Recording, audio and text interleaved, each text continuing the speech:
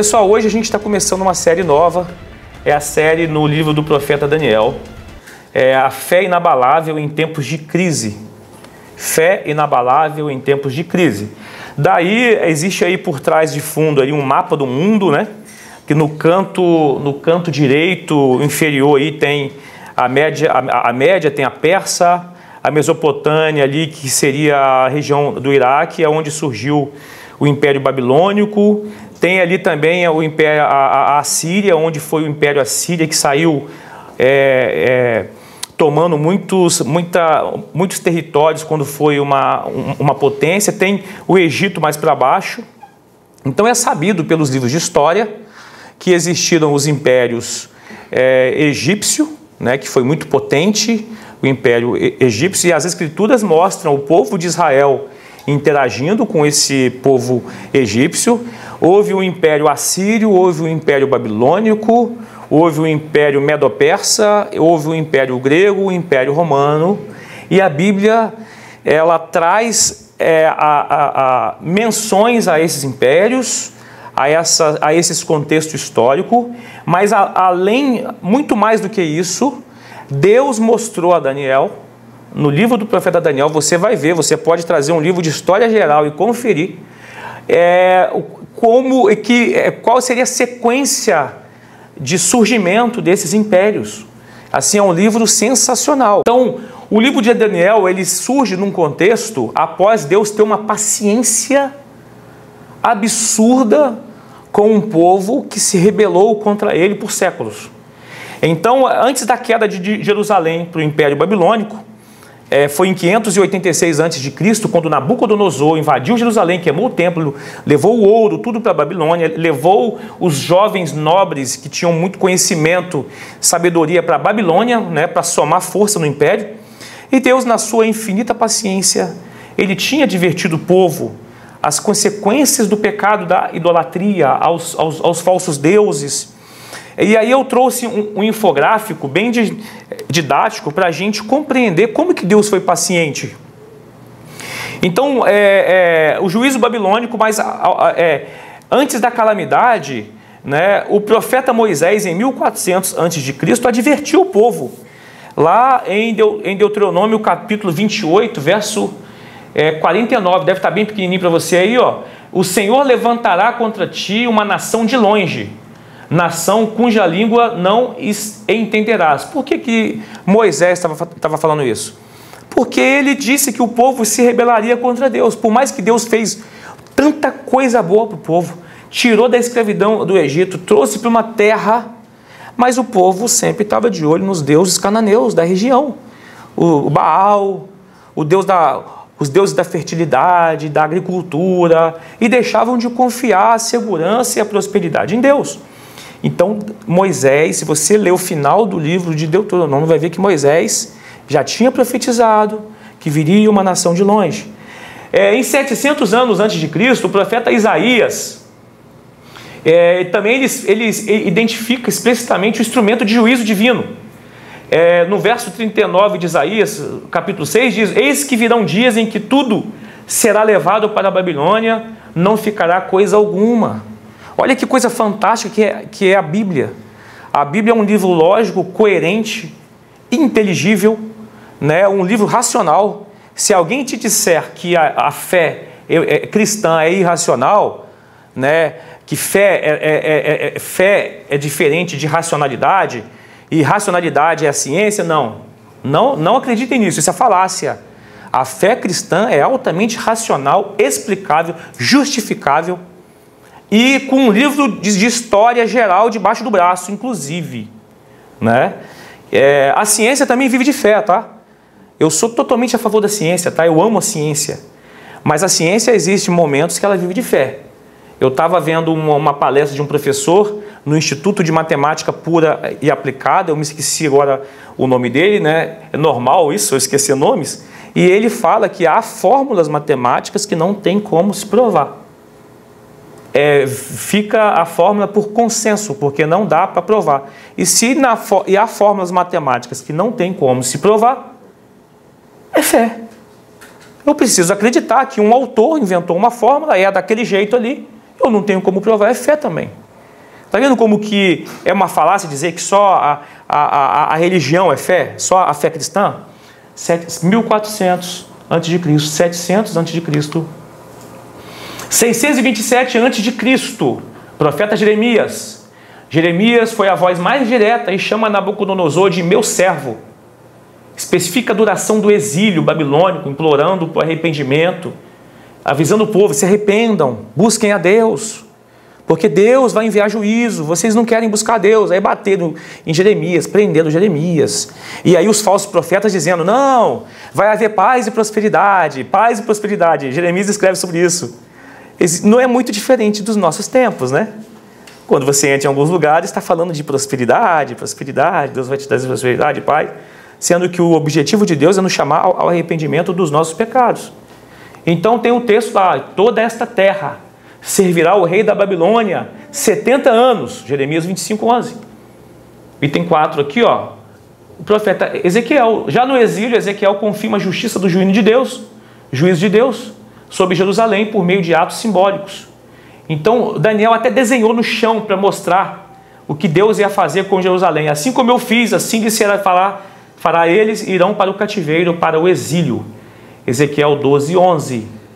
Então, irmãos, esse infográfico aqui mostra uma sentença anunciada 1400 anos antes de Cristo.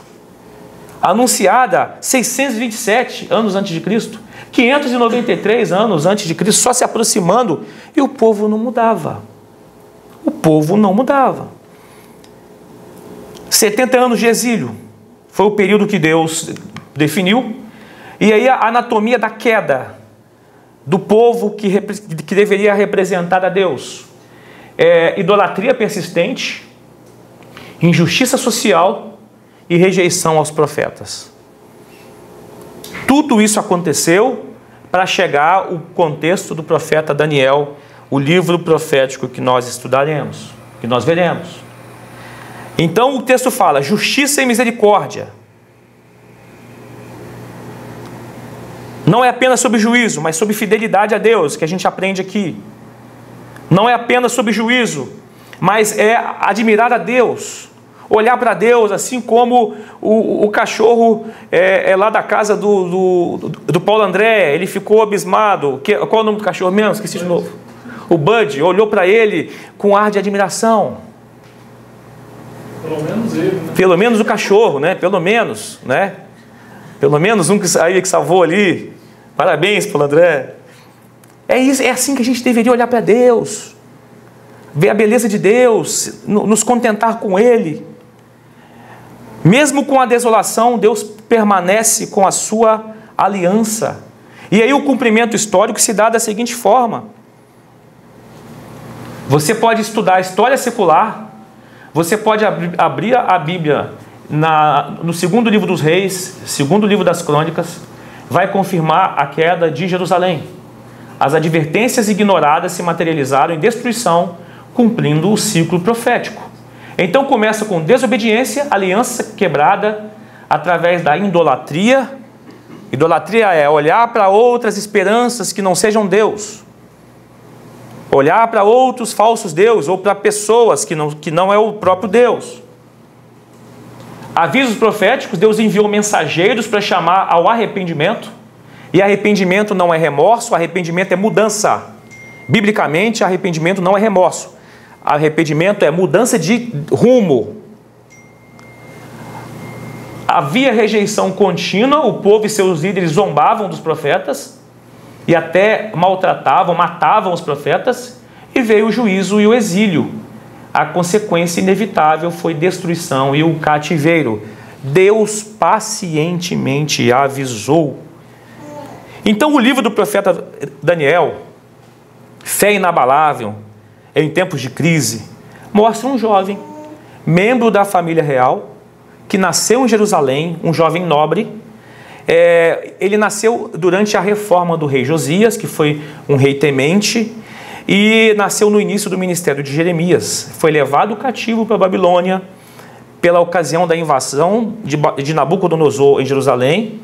Daniel serviu por 6 reis babilônicos e 2 persas.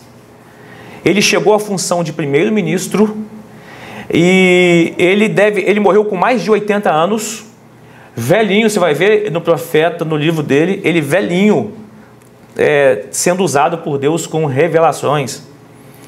E aí outra função, outro fato interessante é que o profeta Ezequiel citou Daniel por 3 vezes em seu livro. 3 vezes citando Daniel como exemplo de integridade e de caráter. Então a fama da integridade e do caráter de Daniel foi longe. O contexto do livro de Daniel mostra a política mundial, a ascensão e queda de grandes impérios. E o relacionamento dessas potências com Israel, que são assuntos principais desse livro.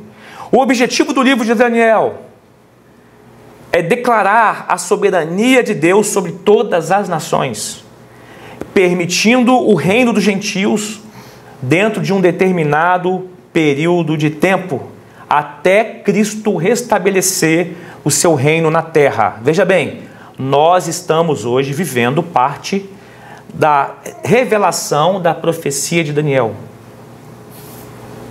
O próximo passo, e a gente está vivendo, a gente vai ver lá mais à frente, deixa eu antecipar só um pouquinho para você, nós estamos vivendo a fase da estátua dos pés de ferro misturado com barro.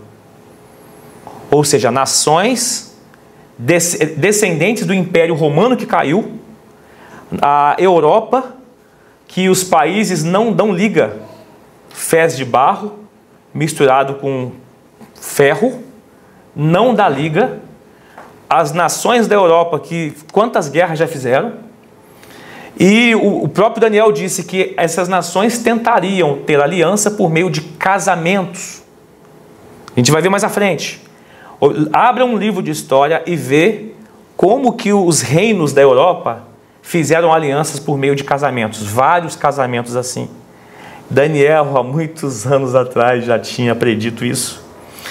Enquanto estamos no tempo dos gentios, que depois que acabar o tempo dos gentios, Deus vai voltar para tratar com Israel e vai implantar o seu reino eterno, o livro de Daniel nos ensina a cultivarmos uma fé inabalável nesses tempos de crise. Tempos de crise. Crises, crises e crises. O mundo não consegue viver sem crise. Nós, humanos, não conseguimos viver sem crises. Então, o objetivo das profecias em Daniel não é promover especulações, mas fortalecer o nosso caráter e nos dar coragem para sermos fiéis a Deus no meio das crises. Aí Daniel também vai nos apresentar o anticristo e vai nos apresentar o Cristo. E o cronograma do tempo dos gentios, que a gente faz parte hoje, e da famosa 70 semanas de Daniel. Então a conclusão no livro de Daniel é: Cristo estabelecerá um reino que jamais será destruído.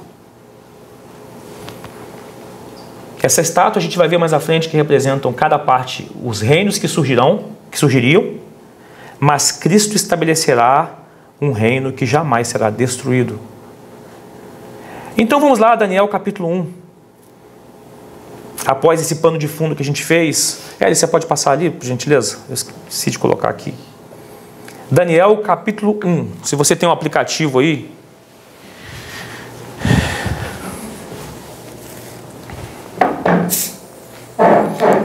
tente não faltar.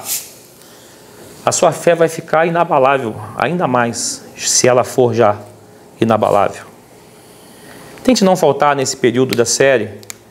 Você vai ver a soberania de Deus e como que os cristãos de hoje estão totalmente equivocados, odiando, envolvidos com corrupção, com política, procurando salvadores.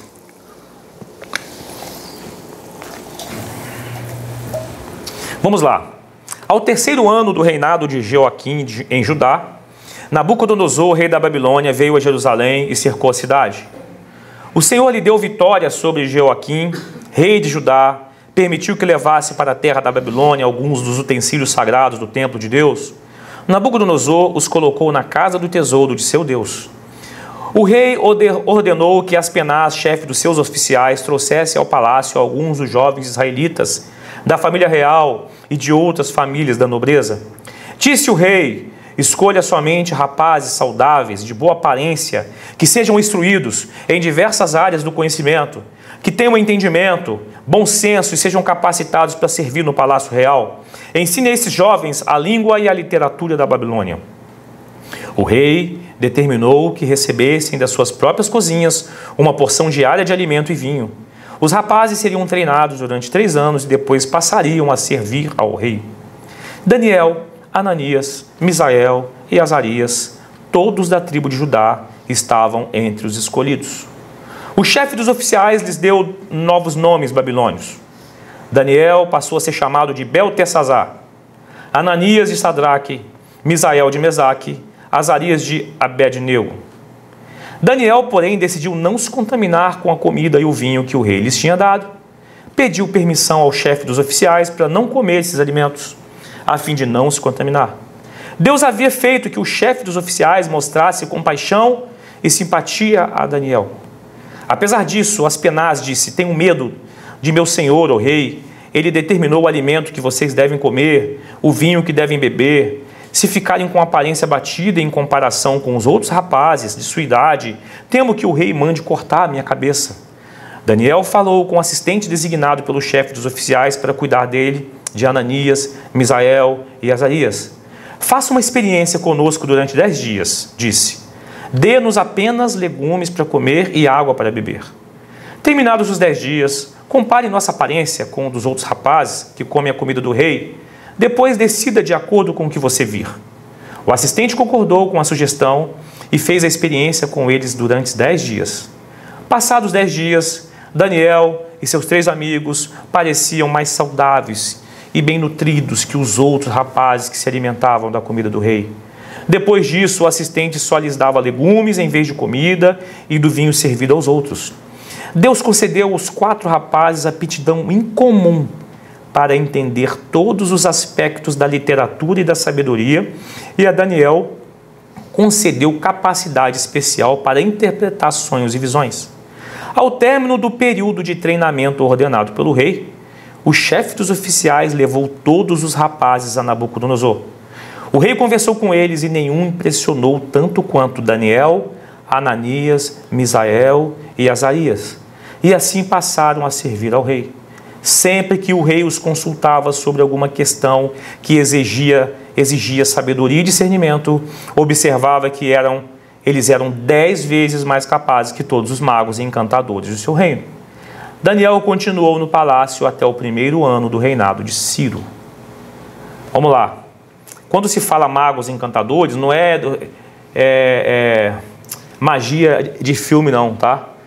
Era comum os reis serem guiados por videntes. Cada decisão eles confirmavam a esses videntes, que eram sábios, teoricamente sábios, para consolidar as decisões que eles iam tomar. Então, sabendo que o reino de Israel tinha jovens de linhagem real com sabedoria, espertamente ele trouxe para juntar os seus sábios.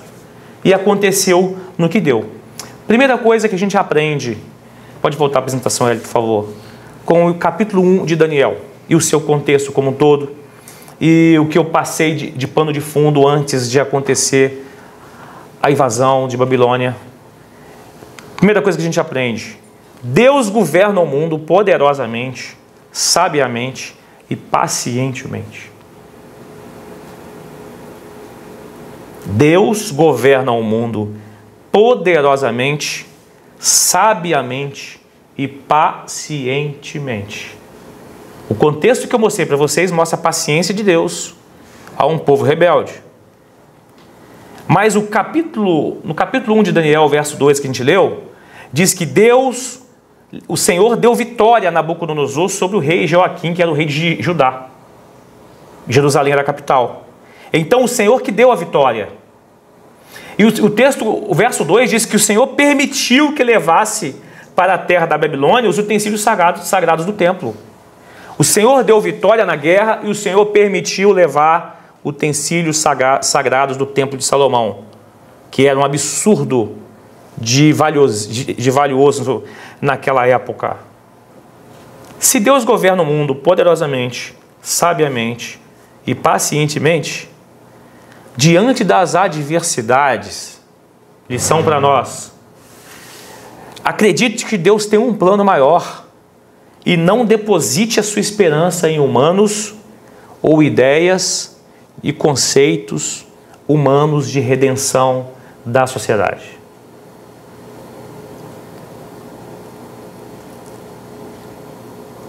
Alguém representou o tempo como se fosse um pão de forma. E o pão fatiado. O contexto de Daniel era uma fatia lá atrás. Nós estamos vivendo uma fatia nesse pão do tempo que Deus controla. E Deus tem o domínio do pão como um todo. A gente só vive nas fatiazinhas finas de história de vida. Finas fatias de tempo. É a sua e a minha história de vida. Antes da gente nascer, Deus já controlava circunstâncias e situações. Enquanto a gente está vivo, se a gente conseguir chegar aos 100 anos, não sei se essa nossa geração chega aos 100 anos, é muito difícil, né? Nem a antiga chegava, quase não chega, são para poucos. É muito pouquinho de tempo enquanto Deus rege a história integralmente. A gente nasce, a gente cresce, a gente amadurece, a gente morre numa pequena fatia representativa do tempo que Deus governa.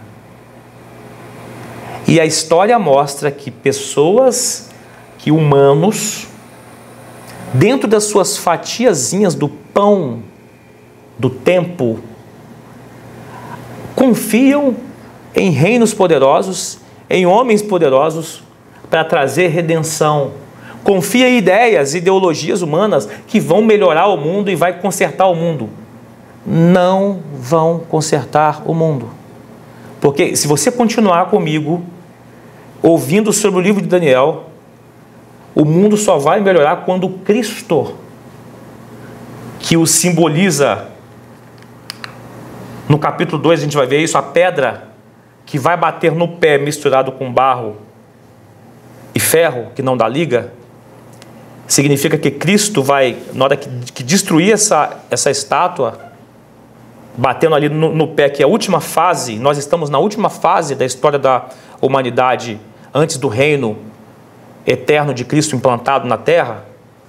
Somente quando Cristo governar é que teremos paz, prosperidade e segurança. É isso que o Evangelho está trazendo para a gente, para você e eu vivermos na nossa fatiazinha do pão, do tempo, fininha, e vivermos com melhor qualidade de vida, com melhor qualidade emocional, e ao invés de entrar na pilha das desesperanças, ambições, loucura que está acontecendo no mundo. Deus vê o tempo integral e vai redimir as circunstâncias no governo eterno que Cristo vai implantar na terra, inclusive com recompensas. Olha que loucura! Nós vivendo na fatiazinha de tempo do pão, de forma, que representa o tempo como um todo. O texto de Daniel, capítulo 12, lá no último capítulo, diz: quando você, Daniel, quanto a você, siga o seu caminho até o fim. Você descansará, morrerá, né? E no final dos dias se levantará, ressuscitado, para receber a sua recompensa, a sua herança. Daniel deve ter morrido com seus 85 anos, 90.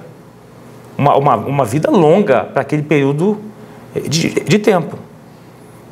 Mas a fatiazinha dele de vida foi uma fração do tempo. Vai ainda levantar e ser ressuscitado para receber uma recompensa eterna no reino implantado por Deus definitivo. Segunda coisa que a gente aprende, que você será tentado durante a sua fina fatia de tempo no mundo, de vida, você será tentado a moldar a sua identidade à cultura redentora do momento.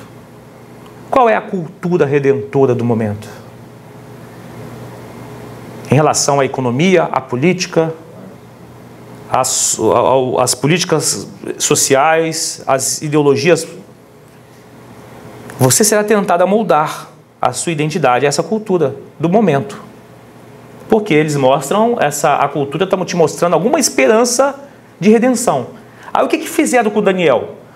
Se você tiver aberto aí seu aplicativo, sua Bíblia, Daniel capítulo 6 a 8 mostra que mudaram o nome deles, dos 4 jovens. Mostra Daniel mais 3, né? O significado do nome de Daniel era Deus é meu juiz, porque no Oriente, principalmente em Israel, todo nome tinha significado.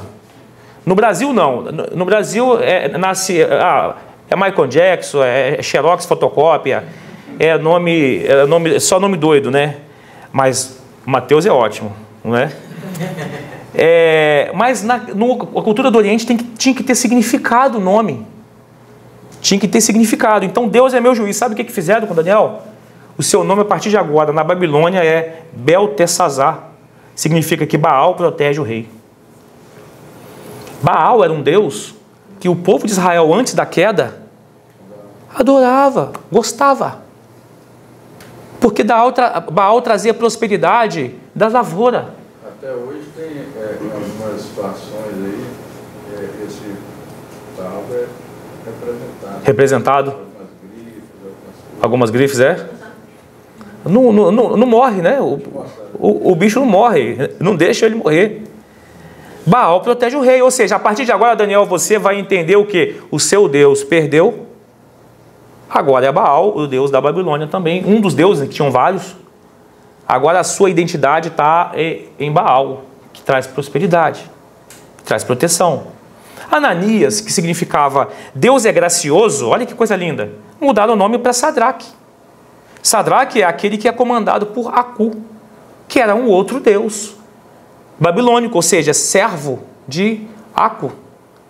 Misael, que é quem é como Deus, passou a ser chamado de Mesaque, que significa quem é como Xadu. É um outro falso deus da Babilônia. E Azarias, que diz que o significado é Deus ajudou, passou a ser chamado de Abednego, servo de Nabu.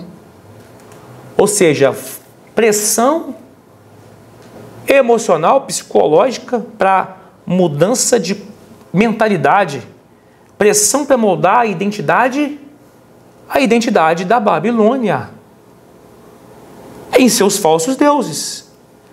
Vamos ver como é que a gente aplicar isso na prática?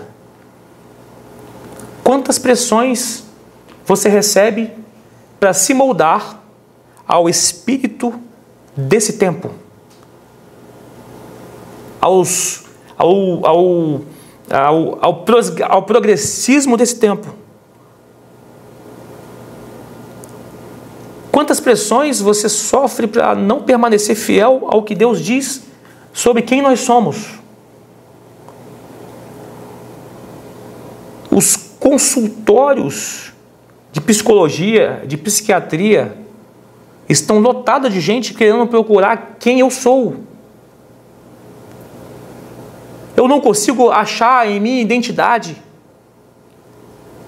No contexto da Babilônia, tentaram moldar a identidade de Daniel, Misael, Azarias e Ananias, trabalhando na parte mental deles. E quantas vezes a pressão, você sofre pressão da cultura redentora do momento para adequar-se, aceitar a mentalidade e não que está desconforme a palavra de Deus, a lei de Deus. A gente vai acompanhar a história desses jovens e vai entender que o favor de Deus é mais valioso do que a aceitação do mundo. Receber favor de Deus, a aprovação de Deus é muito mais valiosa do que aceitar a pressão da cultura vigente, forte e vigente, que está mudando a cabeça de muita gente.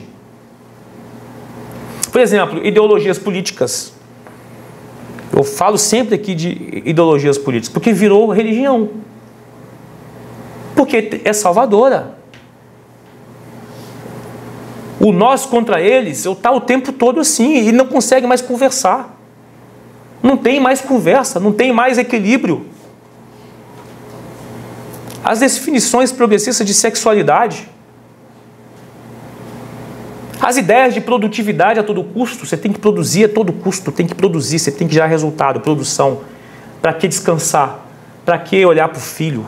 Para que parar? Não, você tem que produzir. Aí hoje a gente, quando dá uma paradinha para tentar ficar um pouquinho no ócio, que o ócio é um momento bom, importante para o nosso cérebro, a gente se culpa.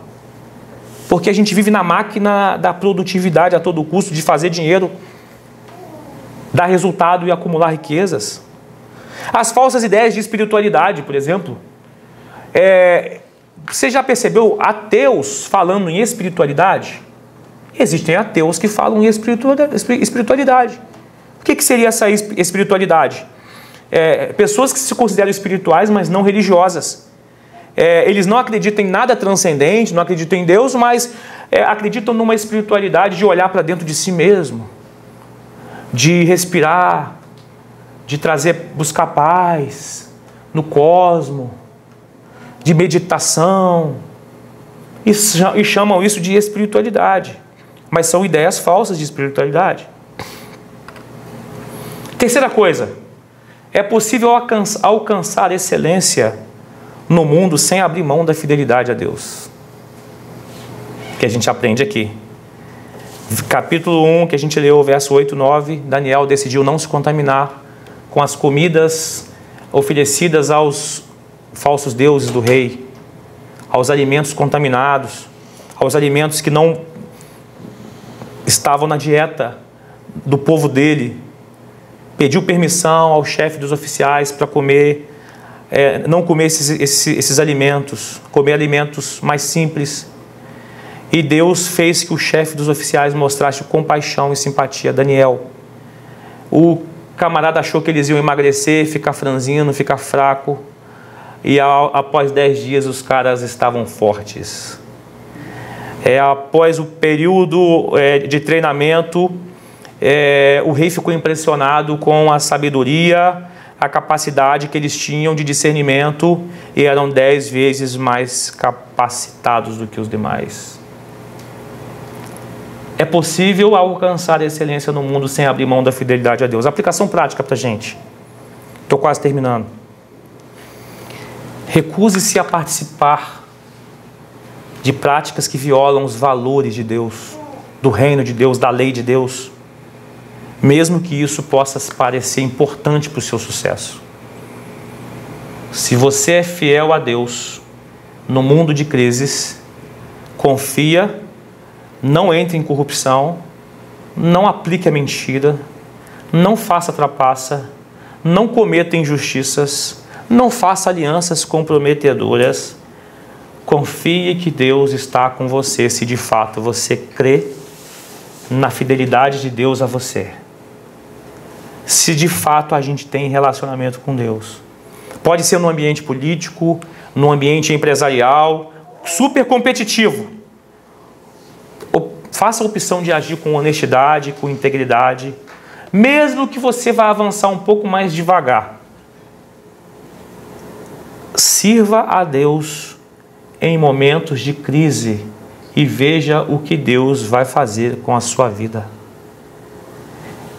Outra aplicação é a gente se esforçar em fazer tudo com excelência, nossos projetos, nossos estudos, e demonstrando gratidão a Deus, glorificando a Deus com o que a gente faz. Faça com excelência, faça com gratidão. Um empresário, um profissional, um político, não se envolva nas trapaças. Mostra que a excelência de ser íntegro. É possível alcançar excelência no mundo sem abrir mão da fidelidade a Deus.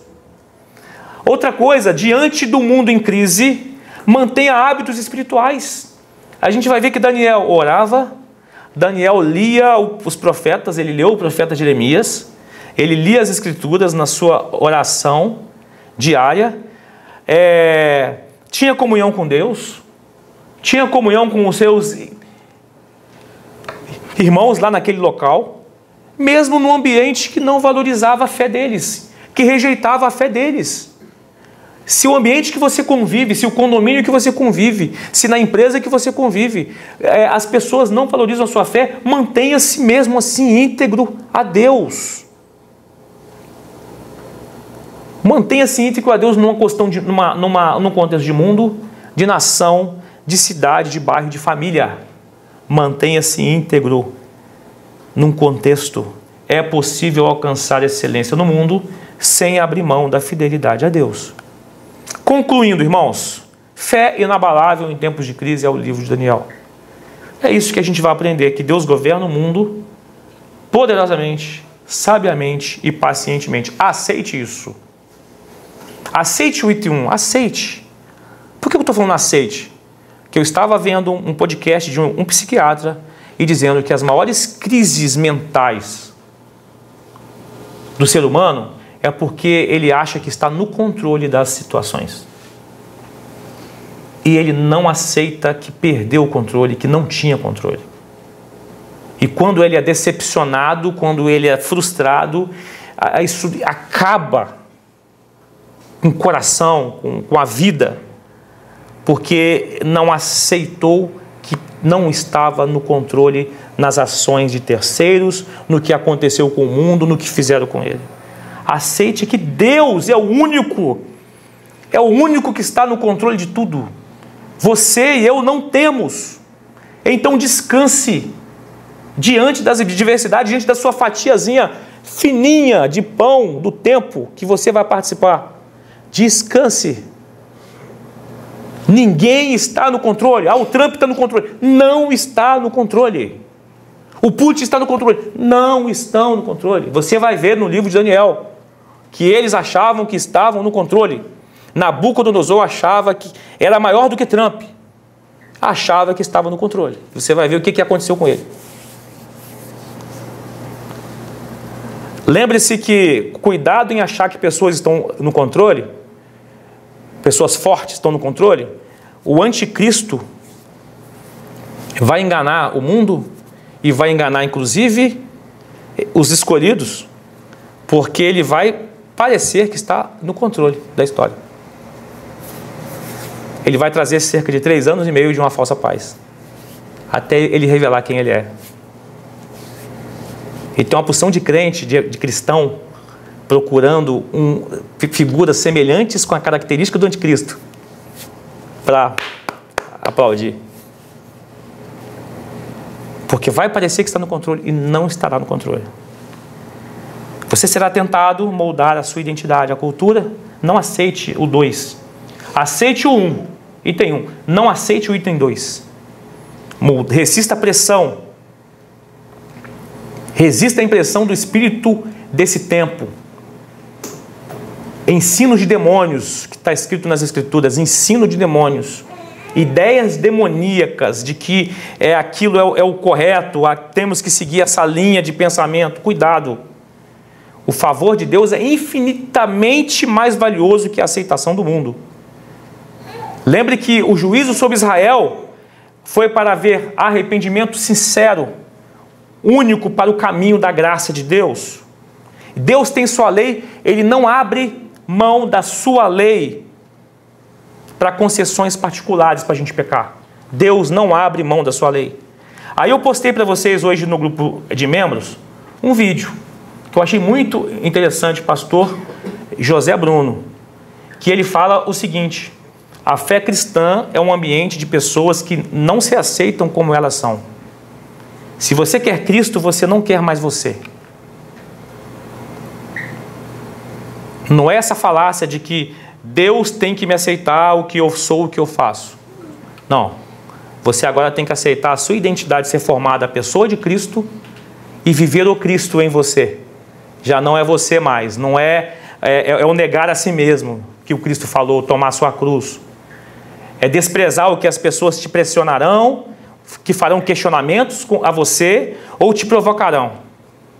É o negar a si mesmo, aborrecer pai, mãe, amigos e qualquer um por amor a Cristo. Não aceite quem você é. Peça a Deus para mudar quem você é, para parecer com o Cristo. É isso. E finalizando, é possível alcançar excelência no mundo.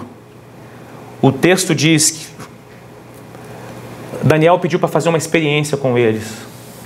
Eu não quero me contaminar com essa pressão, com essa comida oferecida a ídolos, com essa dieta que está fora da minha lei.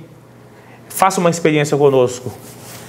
Quando você estiver passando por alguma pressão para negar sua fé, para aceitar alguma ideia, para se moldar a sua integridade ao sistema corrompido, tenha a ousadia: eu não vou fazer isso, não vou assinar isso, não vou aceitar dessa forma.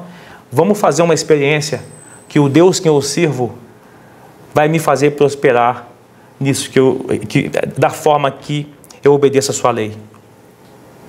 O texto diz que Deus concedeu aos rapazes aptidão em comum. Você não precisa se moldar ao mundo para ser mais sábio, para ser mais próspero. É Deus quem te dá sabedoria e é Deus quem te dá a provisão e a prosperidade. Aí, para a gente orar, em quais momentos você acertou e venceu diante do mundo em crise? O que passa pela sua cabeça aí? Em quais momentos você falhou em relação à sua integridade? Deus é paciente. A gente viu que Deus governa os tempos do calendário. O calendário está na mão de Deus. Deus é amor, mas é também justiça. Deus é compaixão, mas é também juízo. Aí eu me lembro de Lucas, para fechar aqui, 35:40. Jesus falou: estejam vestidos, estejam prontos para servir, mantenham as suas lâmpadas acesas, como se esperassem o Senhor voltar do banquete de casamento. Ou seja, os servos que tomavam conta da casa, esperando o Senhor, o dono da fazenda, voltar. Estejam preparados, e quando ele chegar, vocês abrirão a porta e vão deixar ele entrar. No momento que ele bater, ele não vai ficar na rua, né? É um sentido figurado de espera, de prontidão, aguardando. Os servos que estiverem prontos, aguardando o retorno, serão recompensados. Eu lhes digo a verdade: ele mesmo se vestirá como servo, indicará onde vocês se sentarão e os servirá enquanto estão à mesa. Quer ele venha no meio da noite, quer de madrugada, ele recompensará os servos que estiverem prontos. Entendam isso: se o dono da casa soubesse exatamente que horas o ladrão viria, ele não permitiria que a casa fosse arrombada. Estejam também sempre preparados, pois o Filho do Homem virá quando menos esperam. O que o Filho do Homem virá quando menos esperam? Voltando ali o capítulo 2 que eu estou antecipando. Estamos na era dos pés de ferro misturado com barro.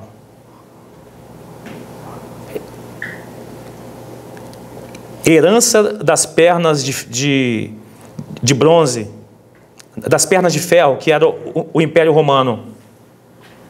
A próxima fase é Jesus chegando para destruir o poder desses impérios e implantar o reino eterno.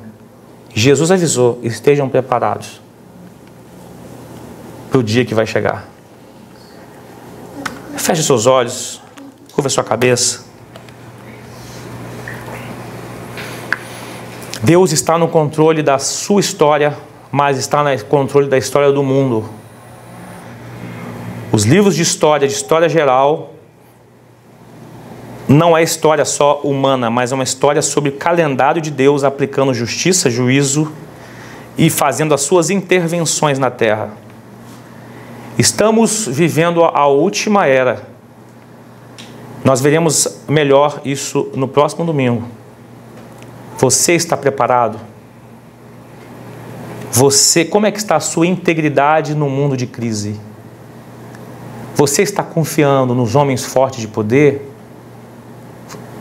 Você está confiando nas ideias, nas doutrinas ideológicas de redenção?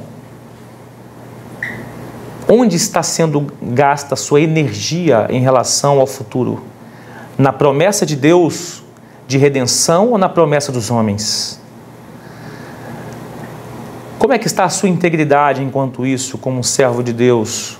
Deus está nos chamando para um arrependimento, para um olhar de fidelidade, de admiração na sua soberania e no seu poder. De arrependimento para voltarmos a Ele. Porque assim como Ele aplicou o juízo ao seu povo, permitindo eles ao cativeiro babilônico, Jesus estará voltando e muitos lamentarão após essa volta, porque a partir de então, virá um novo juízo sobre todos os que não creram no seu poder, na redenção na cruz que Ele fez. Ó Deus, estamos nessa noite aqui, diante da Sua palavra, meditando, e eu clamo para que o Teu Espírito Santo fortaleça nosso coração para crer nessa mensagem. Obrigado, Senhor, por ter deixado esse registro na Sua palavra, de como o Senhor é soberano e o Senhor governa todas as coisas. Obrigado, Senhor, pela beleza da Sua santidade, majestade, domínio, poder, força infinita. Obrigado porque saber, Senhor, que o Senhor é o dono do cronograma da história, dos calendários, é muito gratificante. Nos traz encorajamento, Senhor. Aumente a fé daqueles que estão desencorajados aqui. Aumente a fé, Senhor, daqueles que estão sufocados pelas notícias ruins que a gente vê muito pela TV, pelas redes sociais, dos homens das nações brigando asperamente umas com as outras, as nações se criticando, ameaçando. E enquanto isso, Senhor, volte o nosso olhar para cima, para aquele que governa, para a Sua palavra, para as profecias que se cumpriram, estão se cumprindo, para que a gente tema o Senhor, ama o Senhor e obedeça a Sua lei e seus mandamentos. Ó Deus, capacita-nos a viverem fiéis ao Senhor no mundo de crise. Aumente a nossa fé e fale em nosso coração, por favor. É o que eu oro em nome de Jesus. Amém e amém.